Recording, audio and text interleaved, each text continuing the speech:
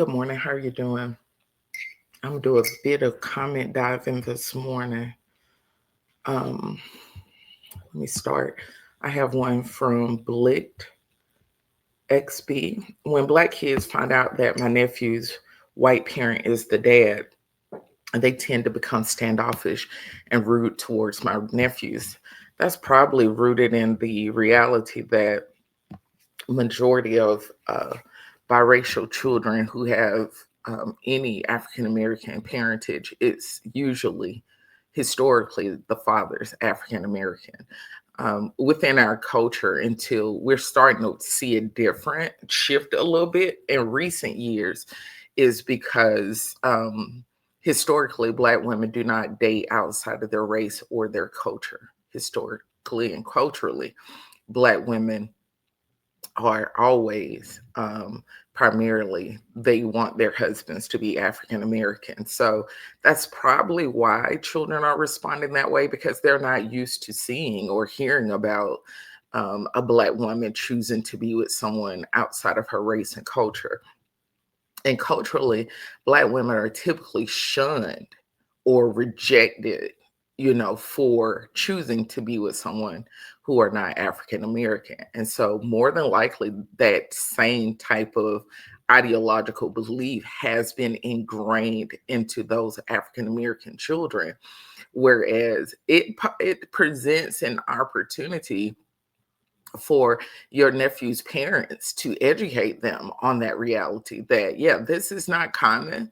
Their behavior isn't okay, but this is where the behavior stems from. This is what the behavior is about. So people's behaviors, they're rooted in a belief based on information that they have. That don't mean they have all of the information. It just presents an opportunity for them to be educated that, hey, I'm different. Yes, my mom is Black. And then fostering and focusing on how to build those relationships with African American children, it also presents an opportunity for African American children for their parents to educate them on, the diversities of different families and biracial families, multicultural families. It presents an opportunity for education. If it's at a school setting, church setting, or social setting, I would encourage the parents to ask, may we use this space for a time of education and building unity, because my child is dealing with a great deal of rejection due to being in a biracial family or being a biracial child.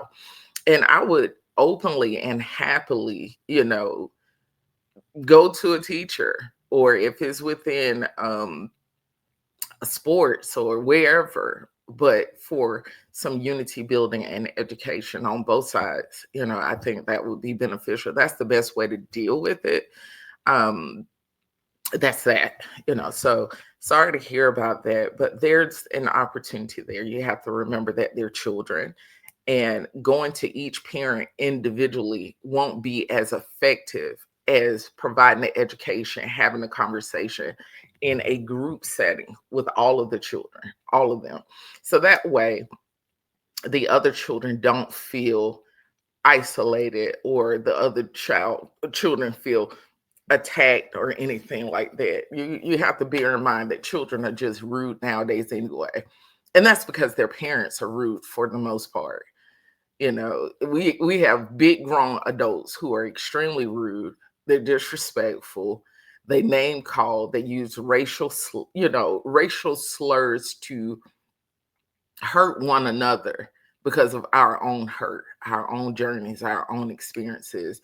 And so even simple manners people don't have nowadays. So it's kind of um, we romanticize our children being well-mannered, respectful. And then when they get in the real world, they realize that for the most part, that's not reality for people. They're just rude, selfish. So the better thing to do is build unity and communication and mutual respect for one's cultures, instead of what this lady put on her arm to represent biracial children, or what this mom agreed with and exposed herself to, right? Okay, so let me get to the rest of your comment. I apologize about that. I just wanted to make sure, I took a gander and spoke about that real quick. So, um, you said you're just as bad, if not worse. About what? What are you talking about? I'm just as bad, if not worse, about what? What are you referring to?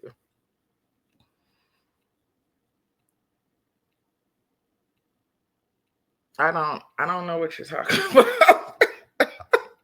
God help me, Lord. Maybe I need coffee. Honey, what are you talking about? I'm sorry. Mm. You mean my perceptions of biracial families and children? Well, yeah. That's your opinion, but I love my nieces and nephews, and my sister-in-law is too much to even sit here and try to um explain to you, y- our relationship dynamic. Like, I absolutely positively love them entirely too much to even try to, I can't find words for that. That's how you feel. And it's unhealthy for you to project the way your nieces, nephews, or whoever were treated by other children, for you to project that onto another person, especially an adult who are more than likely old enough to be their parent. Like, you need to get, yeah, you need help. You need help. You do. I mean, because, yeah, you need help, should. So good luck with that. Okay, so let's get to the next part. I'm gonna put a heart. You even have TDS, honey. Child, you just a troll. You just somebody, child, out there needs some help or something, child. Honey, you don't have good sense. You just don't. Mm-mm. Yeah, I don't know what's wrong with you, honey, and I don't care what's wrong with you, because whatever it is, it's just that.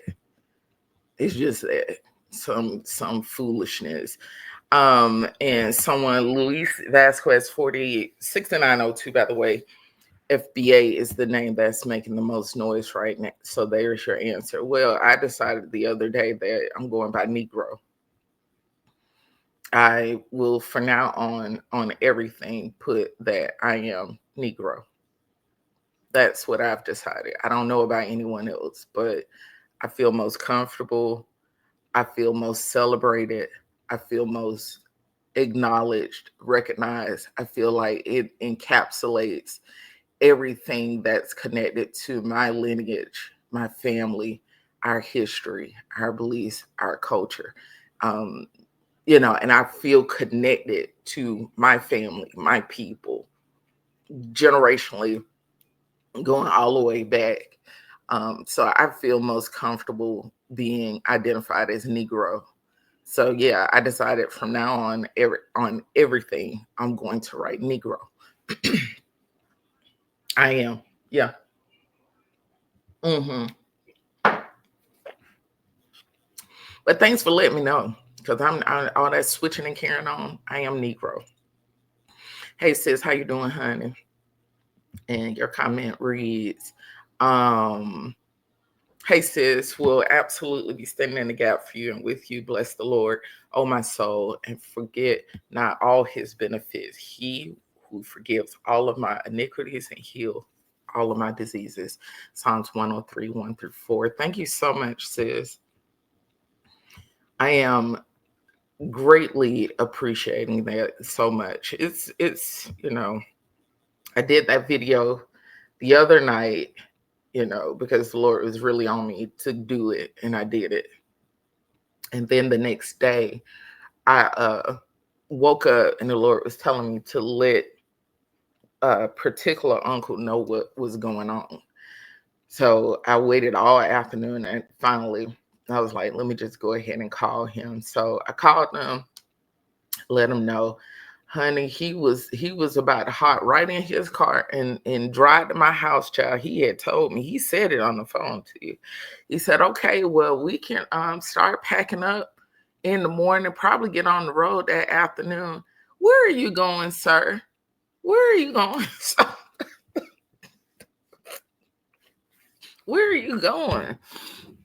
And so it's been a very humbling experience. I thank you so much. I thank you. I tell you, the day after I made that video the next morning, honey, and still I feel a praise that is so insane. I can't even contain it, honey. Girl, I I'm telling you, God is doing something, and I'm believing Him, trusting Him for healing, anything and everything He want to do. I just thank Him, praise, worship, and adore Him. And I thank you so much, sis. I really do. It's He is awesome and worthy to be praised, and worthy of all the praise, glory, and honor belongs to Him. I'm so thankful, so thankful. Let's see. Oh, hey, Praise Queen, you left another one for me. Wait a minute. What you said? Is that the same one? Okay. You said, I saw the same scenario play out with the first female mega pastor in Georgia. Her husband was the founder of the church. He died relatively young and the wife took over. The church grew and was very transformational. Her intention was to pass the church on to their son, but he got out of pocket. He got himself together and returned years later. She made him the assistant pastor, and the people rejected him. The son started his own church, and in the process, split her church. Oh my goodness. No. No. Let me tell you, if you're a leader,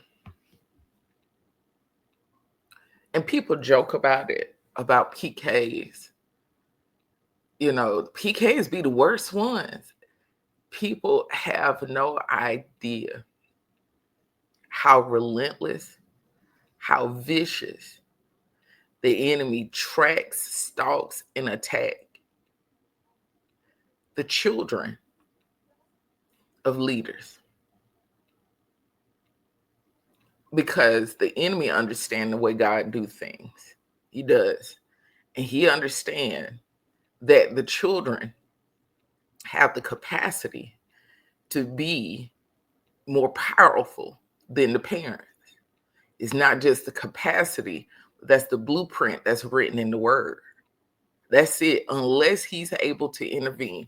And he starts very young with those children, very young with those children. He attacked them to the point they're not fit for ministry. If there's anything meant to pass on, they're not able to sustain the promise. They're not able to. They're breached. That is so sad. And division is not of God. It's so sad. There were several ministers that had been there from the time that they were children that could have carried on the vision. She rejected them. She was in rebellion. She was in rebellion and disobedience. That's it. It's over. It's over. As soon as you choose your will over the Lord's will, it's over. I'm so sorry to hear that. She attempted to put her daughter in place. That was a catastrophe. The pastor died and her ministry died with her. They even foreclosed on the buildings. We got to get away from these family legacy churches. We do. You have to get to the point that you do see people as your brothers and sisters in Christ. That they're part of the family. They're part of it. Yeah, that they're part of it. Wow. Wow. I tell you, this is so sad.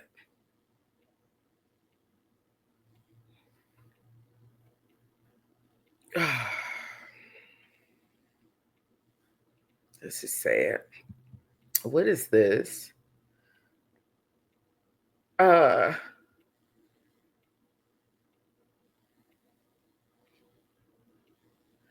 I'm looking at some of these comments and it is so sad because I have to remember that I expose myself to, we expose ourselves to this whenever we make commentary or, things like that. We have to, um, remember we encounter all kinds of weird, people. And I'm having to delete stuff left and right. Like, this is crazy.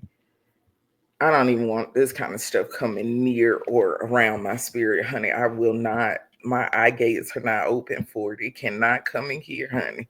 It cannot. It shall not. No, no, no, no, no, no. Uh, you know, when people, put family, biological family first, they have to remember the Bible already shows you that some families will be divided. So you have to really cultivate a dynamic within your church family that you are church family. You notice that people would be like, oh, I go to so and so church. They don't identify them as family. They come in and they get out as quickly as possible. They don't really foster and have relationships. And that's important during this time. I actually did a video about this earlier this morning. That video will premiere at midnight. Well, I might go back in and change the time. I don't know. But it will premiere at midnight and you'll be able to watch it. So, with that said, we have to start being obedient in a way that no, it doesn't even make sense to man. And honey, it sure is not about making sense to man, but we do have to make sense in the Lord and to the Lord. Right. All right. So I'm about to go ahead and skedaddle on. Um, I guess I'm gonna just go get me a mani and pedi or something and come back and rest and relax. That's what I'll be doing today. Just really allowing my body to rest for the day instead of up running around.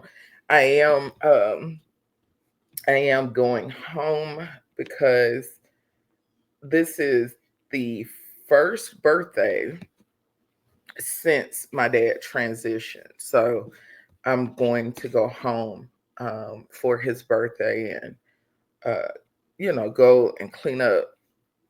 Well, it's already clean, but I just like for things to look a certain way for him and mom's plots, So I'm gonna go ahead and, go clean stuff and take some new flowers, make a new arrangement for them and then take that up there. And because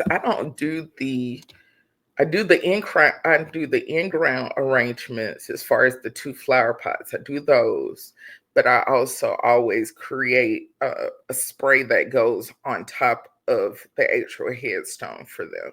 And so it goes all the way across and then it comes over on the sides, in the front it comes down a little bit. But you can still see the words and everything really nice on the headstone. But I think of them kind of like a saddle, but it's still a spray, and I change them based on the season or the occasion. And so I'm about to go back up and change it again for his birthday and do that one would be for the fall, and then I go back and do another one for Christmas for them. But it's just my way of it's just what you do, and I sit out there. Sometimes I'll just go and I literally go take my little fishing chair. I get me some snacks and I just sit out there. Sometimes, some days I just get up, get in the car and leave, and I just go sit, just sit up, go up there and sit there. I just talk to them and stuff. It's just the way I process grief. But yesterday, I think, was the hardest days, um, so far, because I was like, it's his birthday. It's his first birthday since he left. And so I it's not as Hold on one second. What do they need? Okay. I'm sorry, y'all. Um, and so with that said, I'm gonna go ahead and it's not as it's different from mom. I mean, mom was brutal as far as my grief with mom was brutal for years, but with dad it's still brutal. But the way it happens is different with dad. It comes in waves. It comes in waves. So I'm gonna go out there, go and sit with him for his birthday and stuff, and take the arrangement, and spend some time with both of them, and then come back. It's just gonna be a 1 day trip. Drive there, spend a couple hours, go somewhere and eat, get back on the road and come back, down the road. But I'm gonna go get my mani and petty now before it get too late and people show up. So I'll be reading y'all comments. Talk to you in a little bit. Bye.